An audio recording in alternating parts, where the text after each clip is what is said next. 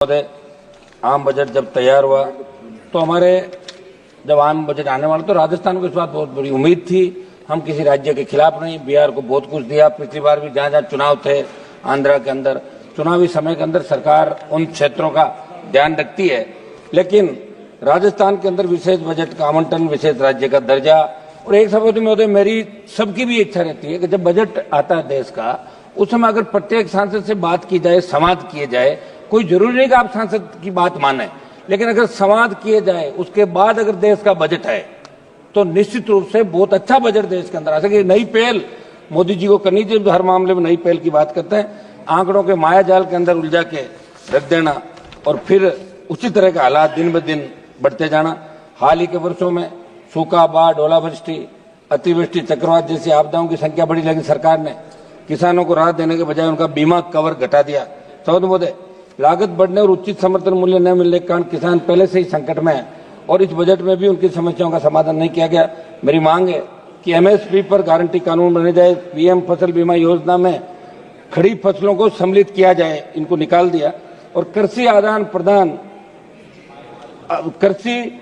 आदान अनुदान की सीमा राजस्थान के परिप्रेक्ष्य में 2 हेक्टेयर से बढ़ाकर 5 हेक्टेयर की जाए। साथ ही सूखा विकास कार्यक्रम आने वाले जिलों में 5 हेक्टेयर भू धारिता वाले किसानों को भी लघु सीमांत किसानों की श्रेणी में शामिल किया जाए।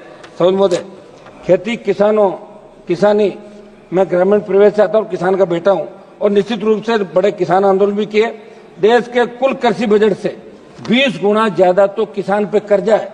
32 लाख करोड़ से ज्यादा किसान पे कर्जा। भी एक सवाल के जवाब के अंदर आप लोग बता रहे थे, कर्ज माफी की योजना बनाने से आपने इनकार किया, एमएसपी गारंटी कानून बनने की मांग को आपने नजरअंदाज किया।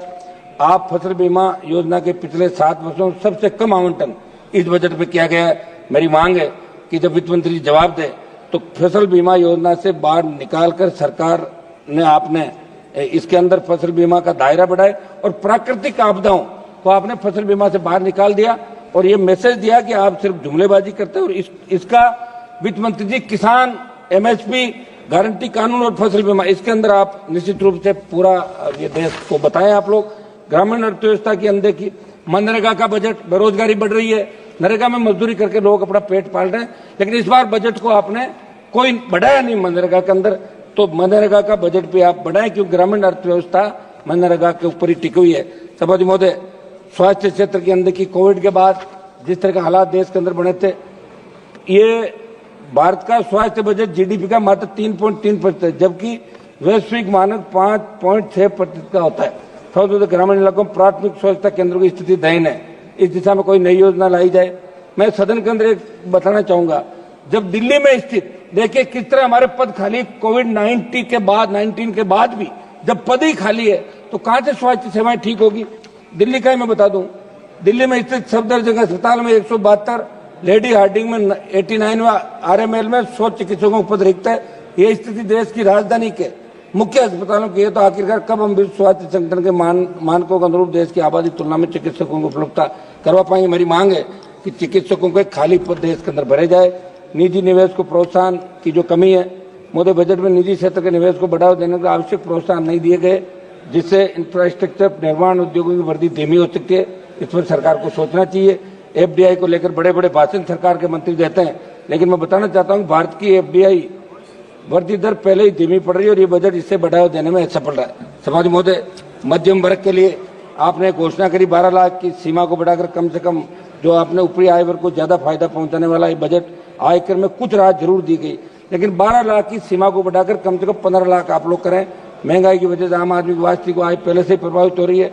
आप पेट्रोल डीजल की कीमतें घटाएं।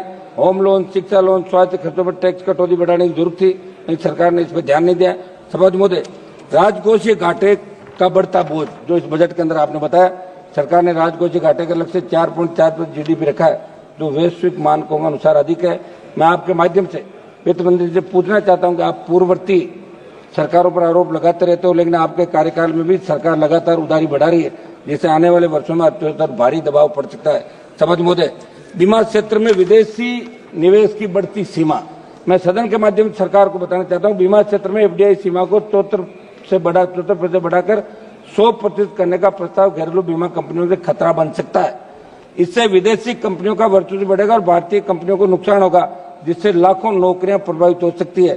ब्याज भुगतान का बढ़ता भार, इस बजट का एक बड़ा हिस्सा लगभग 12.76 लाख करोड़ रुपए तो सिर्फ कर्ज के ब्याज के भुगतान में ही चला जाएगा। इसका मतलब यह है कि सरकार के पास नए विकास कार्यों जन कल्याणकारी योजनाओं के लिए सीमित संसाधन बचेंगे। इसलिए मेरे सुझाव पर सरकार को गौर करने की जरूरत है। सभापति महोदय, मेरे इलाके की महंगाई नियंत्रण की मैं बात करूंगा। सभापति महोदय, देश में बढ़ती महंगाई की मार, इसको कैसे कम किया जाए, कुछ मैं मेरे इलाके पे आऊंगा। सभापति महोदय, लाइम स्टोन प्रचुर मात्रा के अंदर नागौर, जोधपुर, मारवाड़ के अंदर निकलता है, लेकिन हमारे लाइम स्टोन के छोटे पट्टे किसानों को दिए जाए, खनिज नीति में बदलाव किए जाए, ये हमारी मांग रहेगी सरकार से। श्री फनी भूषण चौधरी जी, एक मिनट में सवाल करो।